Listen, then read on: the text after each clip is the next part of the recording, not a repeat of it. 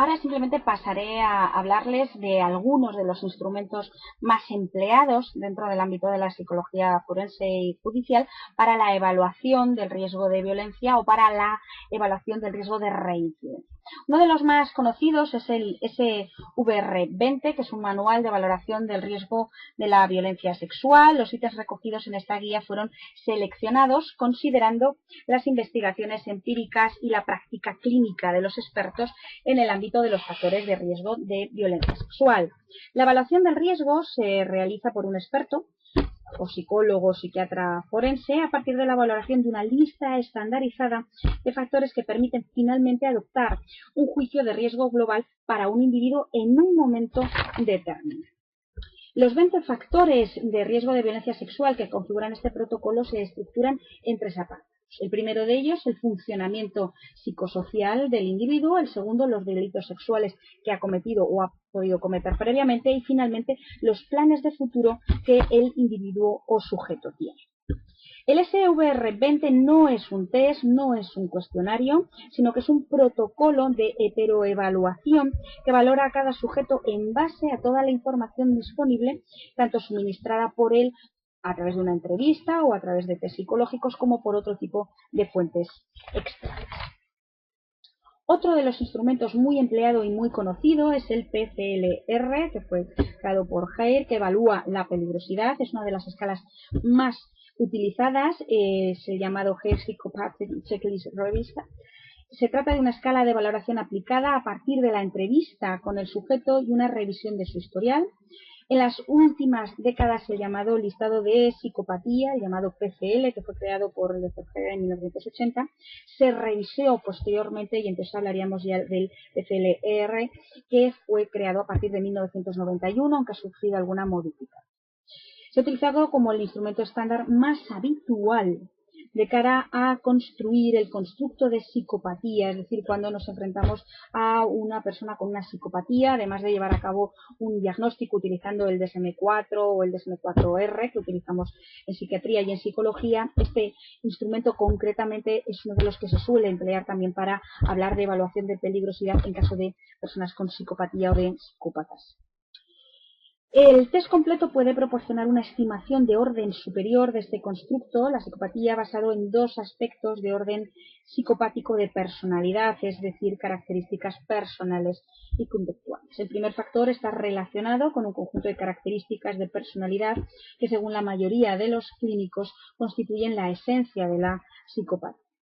Y el segundo factor hace referencia más bien a características de naturaleza más conductual, más comportamental, relacionadas con el proceso de socialización del individuo, tales como un estilo de vida crónicamente inestable, antisocial, la necesidad de estimulación, un bajo nivel de control conductual, etcétera, etcétera, todo aquello relacionado con la psicopatía. Y finalmente otro de los instrumentos, existen más, como veremos un poco más adelante, es el HCR20. El HCR20 es una guía para la valoración del riesgo de violencia en pacientes mentales y reclusos violentos, que representa la tendencia actual dominante de este modelo, y su principal objetivo es definir e identificar con fiabilidad y precisión a pacientes con bajo, medio o alto riesgo de violencia. Este instrumento evalúa el riesgo de violencia física, fundamentalmente física, y fue desarrollado para ser aplicado en el ámbito psiquiátrico civil, forense y penitenciario. Funciona como una guía con la cual se alcanzan juicios probabilísticos sobre el riesgo de ocurrencia de violencia en el futuro.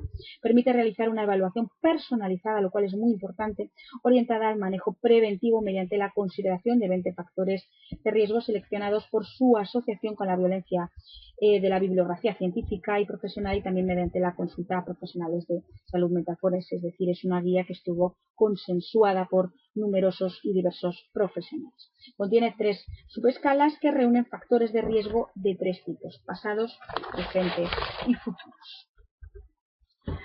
Aquí les muestro algunas de las escalas, instrumentos de los que ya les he hablado y alguno más que están traducidos y adaptados a población en España.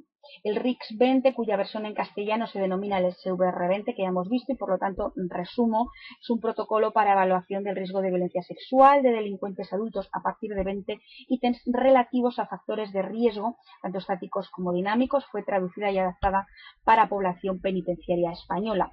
Otro de ellos, que ya hemos dicho, el PCLR, factores que sugieren la explotación de los demás de un estilo de vida crónicamente inestable, pocos ítems relacionados directamente con la violencia. Habla más del riesgo de violencia, sobre todo habla más de la psicopatía, es decir, de la predicción de una persona o de la identificación y diagnóstico de una persona como psicópata. Las puntuaciones en esta escala son los mejores predictores individuales de violencia, sin embargo la escala no se diseñó con este objetivo y es solo aplicable a hombres adultos. La versión española fue desarrollada por Molto y colaboradores en el 99. Otro, ya hemos dicho, es el HCR20. Existen distintas lenguas y se ha utilizado mucho en Europa. Habla de factores de riesgo de tipo histórico, clínico y de gestión del riesgo presentados en un instrumento único a modo de protocolo de confirmación y de guía. Y otro de los instrumentos también muy empleado es la TVR, es la tabla de variables de riesgo. Fue diseñada a demanda de la Secretaría de Estado de Instituciones Penitenciarias del Ministerio de Justicia español. Lo que hace es evalúa la predicción del riesgo de quebrantamiento de permisos de salida de sujetos penados en prisión a partir de 18 variables pertenecientes a 4 categorías de factores: persona, actividad delictiva, conducta penitenciaria y permiso. Es algo que se creó, un instrumento creado directamente para poder evaluar el riesgo de quebrantamiento de permisos de salida, algo que era bastante frecuente dentro del ámbito penitenciario español y que obviamente daba numerosos problemas. Y con esto, que de manera muy rápida y de manera a modo de pinceladas les he hablado del papel que tendríamos psicólogos, sobre todo psicólogos forenses y judiciales, en el ámbito de la violencia. Hemos hablado ligeramente de lo que es la peligrosidad, del riesgo de violencia, de las pequeñas pinceladas sobre las diferentes escuelas que existen. Hemos hablado de los factores de riesgo asociados en población no clínica, puesto que la población clínica daría para 10 conferencias más. Y finalmente he hablado de las diferentes metodologías que cada uno de los psicólogos forenses, en función de la escuela a la que pertenezcamos y nos hayamos formado, llevamos a cabo en la evaluación diaria, para finalmente hablarles de los instrumentos más empleados en habla en español que solemos utilizar en nuestro día a día en el ámbito forense, penitenciario y criminal. Con todo esto doy por finalizada mi conferencia. Agradecerles su atención. Saludos muy cordiales desde España. Cualquier pregunta o duda que tengan, por favor, hágansela llegar al doctor Guido Cerda a modo de email, que gustosamente las contestaré todas en la mayor brevedad posible. Por lo tanto, finalmente despedirme de todos ustedes. Les deseo que les esté resultando muy fructífero, eficaz y eficiente el Congreso, que puedan conocer personas de otros ámbitos y de otros países. A fin de cuentas, los congresos es para que los colegas nos veamos y hablemos y hagamos ciencia de un ámbito tan importante y tan vital para la salud pública como es el trabajo del psicólogo forense, psicóloga forense y jurídico. Finalmente, saludarles y desearles una feliz estancia y vuelta a su país si son ustedes de fuera de Chile.